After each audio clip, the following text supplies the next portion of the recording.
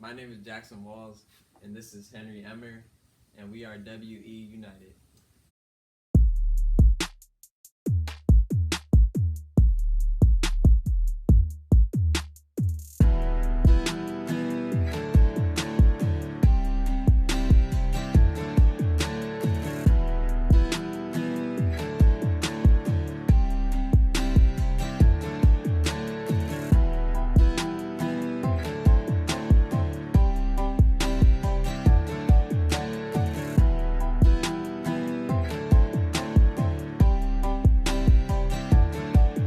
Today we are talking about the impacts of COVID both on us and on the world.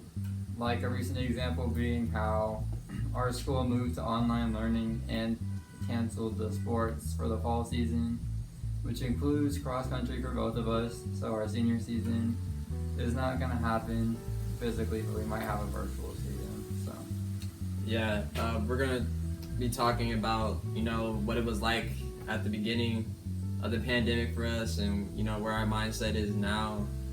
Maybe a little bit of insight on what it was like in quarantine, and like you said, our season. So I'll get started. Well, I was in my track season or getting ready for track when we ended up going quarantine and virtual learning back in March.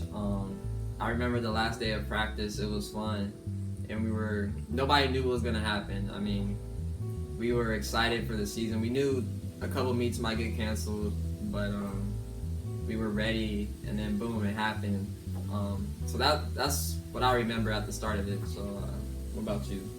well, I remember right when COVID talk was getting huge, my family went on vacation to South Padre Island, which you guys might think was a bad idea, but we've been planning this trip for a long time, and the COVID talk was just starting to happen as we were leaving. And when we were gone, it just kept on growing and growing, and before we even got back, school was already moved to virtual, and we just didn't see that coming. We were just enjoying our time on the beach in the hot tub, and the next thing you know, school moves online, and you're like, well, I guess a little bit longer spring break, and then here we are. What is it? March, April, May, June, July. 6 months later, Wow. and we're still not reporting back to school because the pandemic's not under control in the U.S. Yeah. Which brings about politics and stuff, which I don't know if we're gonna go there, But I mean, we might get a might. little bit of insight. Yeah. But I just remember everything that happened, and going into the first couple of weeks. I mean, I think everybody was like, "Oh, we just get an extra long spring break," and in a way, I was like, "Well, it's serious, but at least I get some relaxation because school, it was hard around that time." But I was cool with it, but I knew we needed to be safe, and then restrictions started rolling in. I mean, just not even as much cases as it's now, apparently, but they just closed down everything. They're like, stay inside, no groups of 10 or more. Wear your mask. Yeah, wear the mask. Just go to the grocery store every once in a while. Be safe. Don't get more than you need. 'Cause, remember everybody was buying toilet paper and stuff. And sanitizer. Yeah, toilet paper and water. I mean, Henry and I, we were ready for the zombie apocalypse. Yeah, we've been happened. planning this out for a while. Yeah, because you never know what's gonna happen. And then they started talking about like the patients having zombie-like symptoms, and Jackson was like, okay, Hey, we gotta get ready.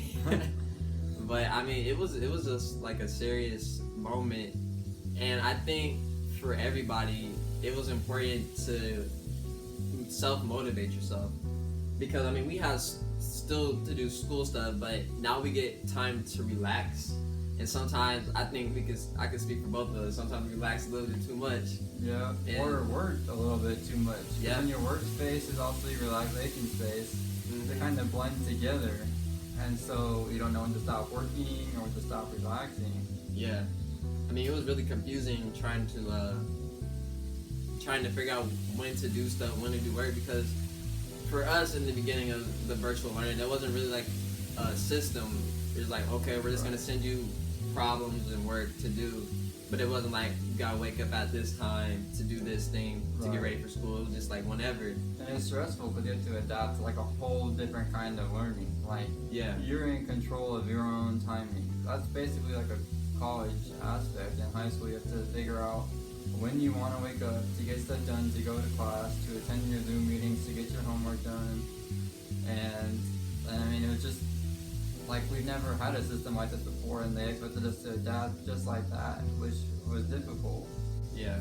I mean, And I think something that I tried to do was work and relax at the same time. So I tried working while watching Netflix, which was unproductive yet stressful because I felt like I was working all the time because I was doing work while I was relaxing. So I felt like I was always working.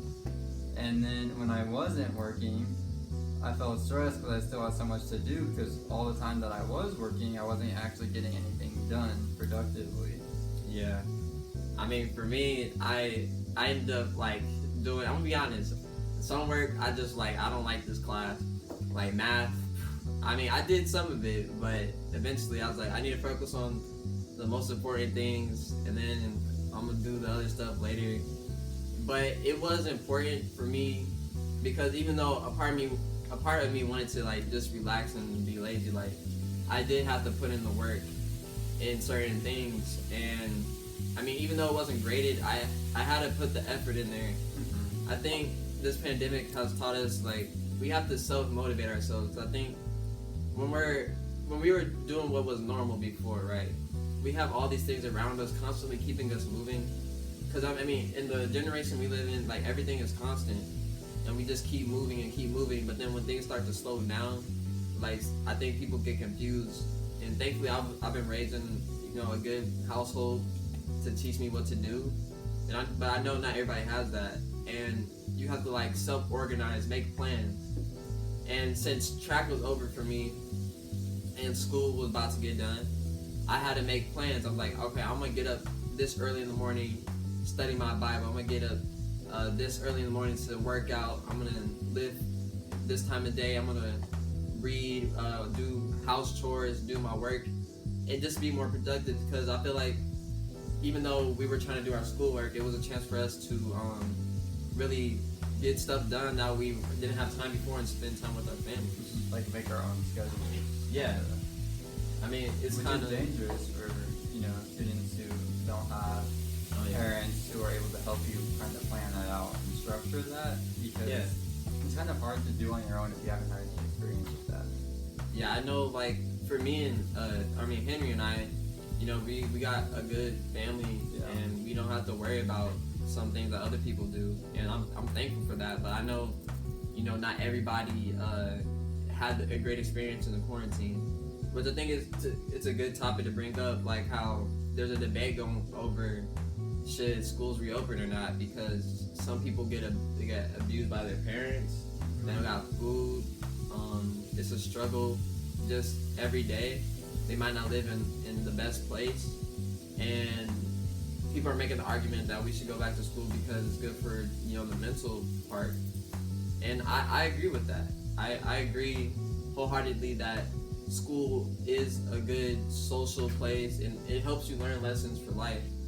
But I also believe that we shouldn't have to put our lives on the line to do that. Like I believe we shouldn't go back to school, no matter where you are in the United States right now. I mean, we just have to get it under control. So yeah, our school district was about to experiment with the new system to see how safe it would be, and that really worried me because they were experimenting with the lives of students and teachers and staff. Like, they don't realize that the people that they'd be losing are showing up, trying to work their hardest and do the best they can, and they're just experimenting with them and doing the best they can with them. So I'm really proud of my district for deciding to cancel and not experiment until they actually know what the safest thing to do is. Right. Well, I mean, I'm proud of our district too for making the right decision. I mean, even though it was towards the last moment, I'm glad they did it, because I mean, there was push coming from the students and the teachers. Yes. But a lot of what even the doctors are saying, even though like a little amount of percentage of students will get COVID-19 or die from it, that's not enough lives to consider. Like, why should anybody die? Why should any percentage of that happen? Right. Why should we risk it? Right. I mean, teachers, like, we're scared to go. Students are scared to go, and they were going to experiment with a plan, even though they're going to split, you know, our high schools and whatever is together and into different sections for the week. It was still too dangerous, and it was a big risk to have. And I mean, people's lives are on the line, so why risk having the sports and everything just so we can experiment with people's lives to see what works? I mean, we shouldn't have to risk our lives. Right. I think a problem with is they want to get back to life as it was before, which we ain't going back to that life. But Henry and I, we wanted to have a season, but if people would have taken it seriously in the beginning, and there's still people not taking it seriously, we probably would be able to go to school. Yeah. But it's a matter of life and death. So. Yeah. And as far as not having a season, I've already kind of come to terms with that, because it's not gonna stop me from running. It's not gonna stop me from being with my friends, my teammates. You know, I'm still trying to keep in communication with my coach about what we can do as a team, and like how we can do that safely with social distancing and wearing masks. Yeah, I mean, we were training over the summer, and I was waking up every morning almost to go run a couple miles. I mean, it was hard, but in my mind, toward the end, I'm like, okay, I might not get a season, and you know, what am I gonna do? Am I gonna just stop running and give up? And it's my senior year, and right, as seniors, we have to lead by example to show that. Yeah, I mean, we can't. We're the leaders now, and if we would have just fought back and stuff, like, what kind of example are we setting? Risking people's lives just so we can have a season. I think that's kind of selfish, to be honest. Right. Like, oh, I want a season, so I'm gonna try to get everybody to go back.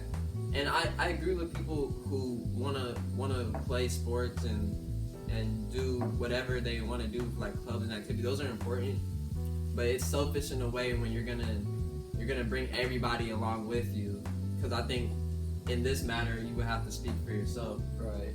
And I mean, I was sad. A little part of me was like, I think my heart like cried a little bit, because I was like, I don't get another season in high school, and no matter if I go to college and run or not, it's a hard decision, like, and I have to come to terms with it. But I'd rather be alive knowing I made the right decision than get, you know, just one more cross country season and I might not make it. My coach might not make it. My friends might not make it. I might get sick and pass it to my family. It's not worth the risk. The best way to lead right now is to show others that, you know, everything's gonna be okay. Tell them to follow the restrictions, the rules, right? And then, you know, keep them united still, whether it be over FaceTime, virtually, however you can. And, you know, still keep running, still keep in contact, you know. Right. Just because we're not having a season doesn't mean we can't still, you know, keep in touch, make sure everyone's doing okay. Like, that's the best way to lead now, is just to stay united, but in the safest possible way, I'd say. Yeah, I mean, for us, it's important to lead. It's important to do what's right. Science is right in this case. I believe that if we do the necessary steps to ensure safety, everyone wear a mask and was socially distanced, and if we have more testing, if we have right leadership, if we have all these things, and we actually put an effort into making this place better. I mean, people are complaining, oh, these other countries, we're doing more testing than them, but they got their stuff under control, so they don't need to do as much. And we need to increase our testing because people are still getting it. So, in terms, just set an example, be the leader. I think in this case, we just have to help each other, you know. Yeah. And I don't know if you have anything else to say, but I mean, just, keep practicing the safe things, but also don't stop keeping in contact with your friends and your family that don't live near you, because those relationships are so important whether or not you see them in person. It's all about being safe and caring about each other.